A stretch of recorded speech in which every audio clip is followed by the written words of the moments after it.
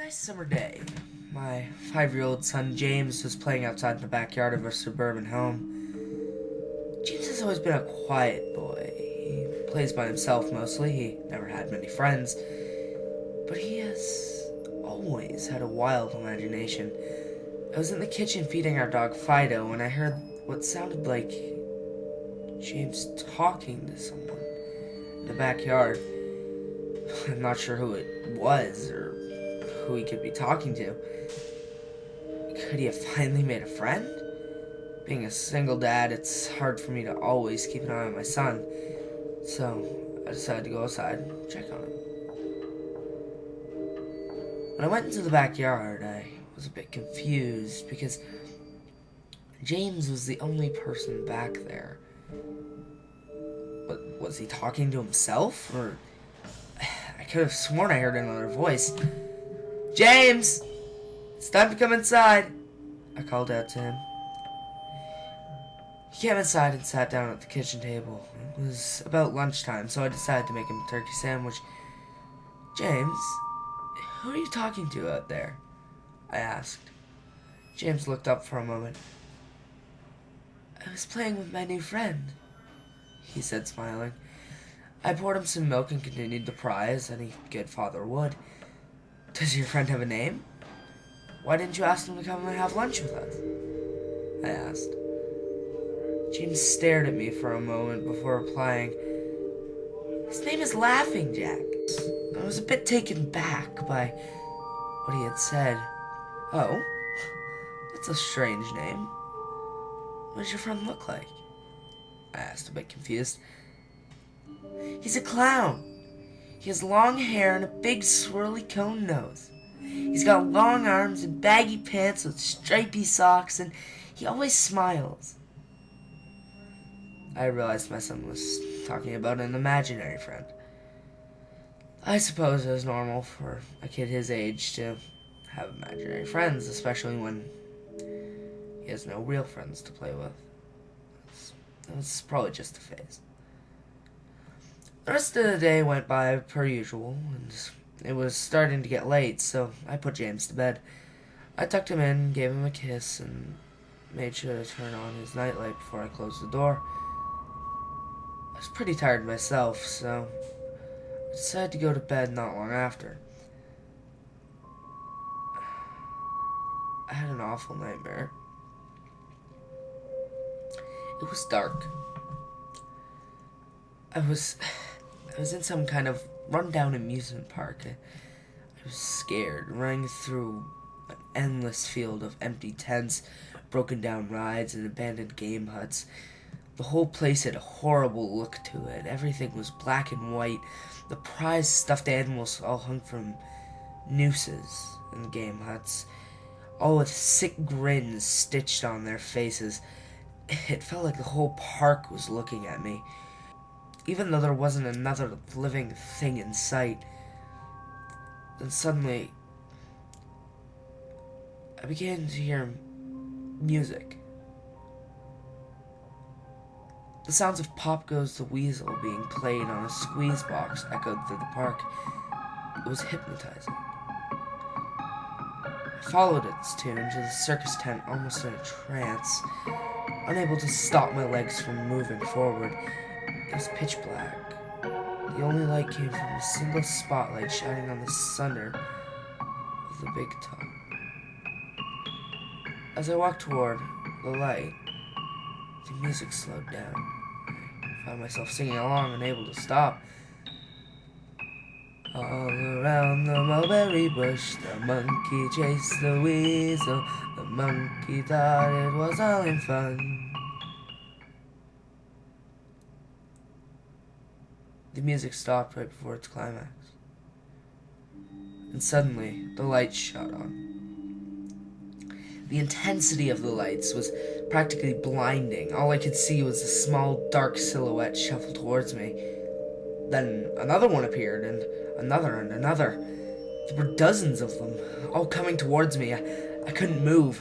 My legs were frozen. All I could do was watch as the haunting figures drew nearer. As they got closer, I could see they were children.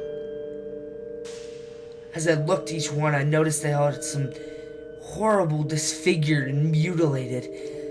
Some had cuts all over their body, others were severely burnt, and others were missing limbs, even eyes. The children enveloped me, clawing at my flesh, dragging me to the ground, and tearing inside of me.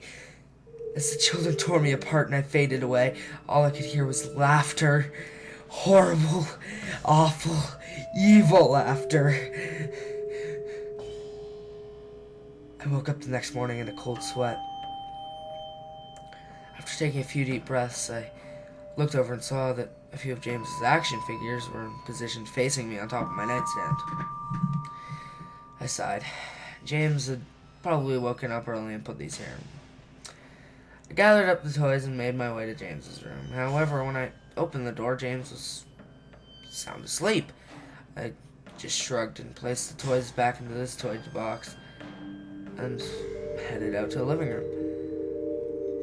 A little while later, James woke up and I made his breakfast, and he was quiet.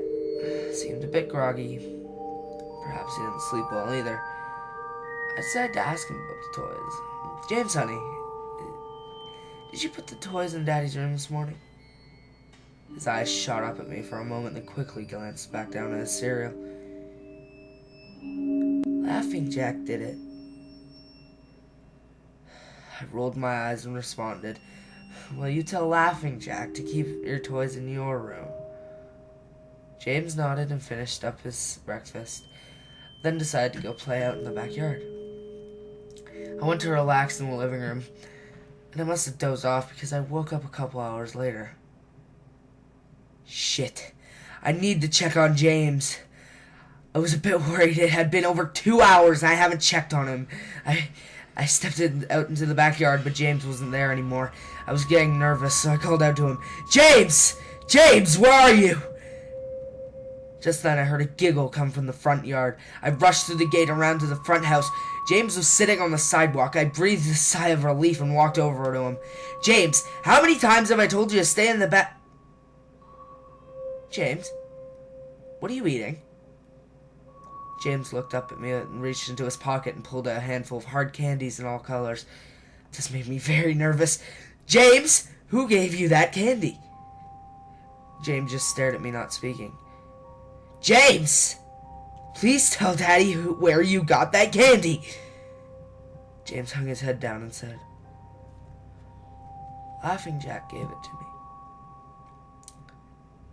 My heart sunk. I kneeled down to look him in the eyes.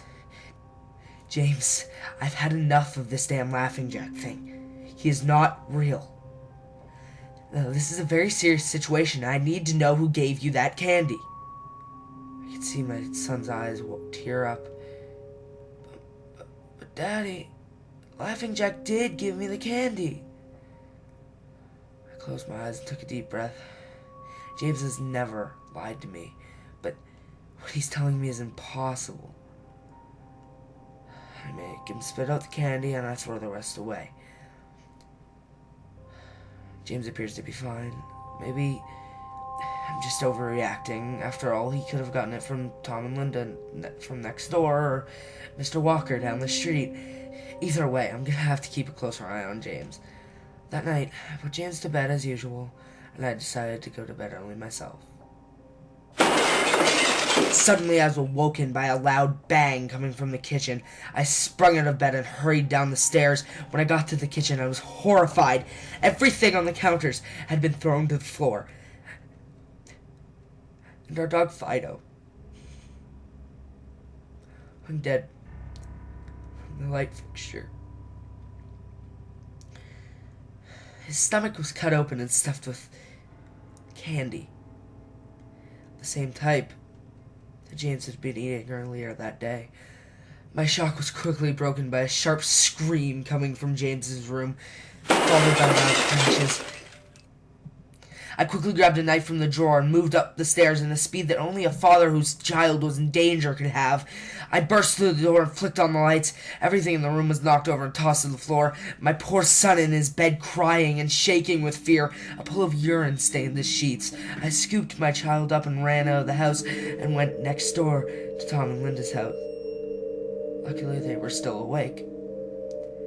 They let me use their phone and I called the police. It didn't take them long to arrive, and I explained what had happened. They looked at me as if I was crazy, but as they searched the house, all they found was a dog in 2 trash rooms. The officers told me that someone had probably gotten into the house and done this right before making a quick escape when they heard me coming up the stairs. I knew it wasn't true. All the doors were locked and none of the windows were open. Whatever was in my house didn't come from outside. The next day, James stayed inside. I didn't want him to leave my sight. I went to the garage, found his old baby monitor, set it up in his room. If anything comes into his room tonight, I was going to be able to hear it. I went to the kitchen, grabbed the largest knife from the drawer, and put it on my nightstand. Imaginary friend or not, I am not letting anything hurt my little boy. Soon enough, night came. I put James to bed. He was afraid, but I promised him that I wasn't going to let anything happen to him. I tucked him in, gave him a kiss, and turned on the nightlight before closing the door. I whispered to him, "Good night, James. I love you." I tried to stay up as long as I could, but after a few hours I felt myself drifting off. My baby would be safe for the night, and I needed to sleep. Just as I laid my head on the pillow, I heard a soft noise coming from the baby monitor I had put on my nightstand. At first it sounded like interference, but like kind of radio would make, but then it turned into a soft moan. Was James asleep? Then I heard it. The laugh from my nightmare. A horrible laugh. I sprung up from bed and grabbed the knife from under my pillow. I rushed over to James's room and creaked open the door. I tried the light switch, but it wouldn't come on. I took a step in. I could feel the warm, thick liquid on my feet. Suddenly James's nightlight came on, and I could see the absolute horror laid out in front of me. James's body was nailed up on the wall. The nails piercing through his hands and feet. His chest was cut wide open with his organs hanging down to the floor. His eyes and tongue had been removed along with most of his teeth, and I was disgusted. I could hardly believe this was my baby boy. Then I heard it again. A soft, desperate moan. James was still alive! My baby, my poor baby, in so much pain, barely clinging to life. I ran across the room and vomited on the floor, but my sickness was interrupted by a horrible cackle coming from behind me. I spun around, while still wiping bile from my mouth. Then out of the shadows emerged the fiend responsible for all this horror.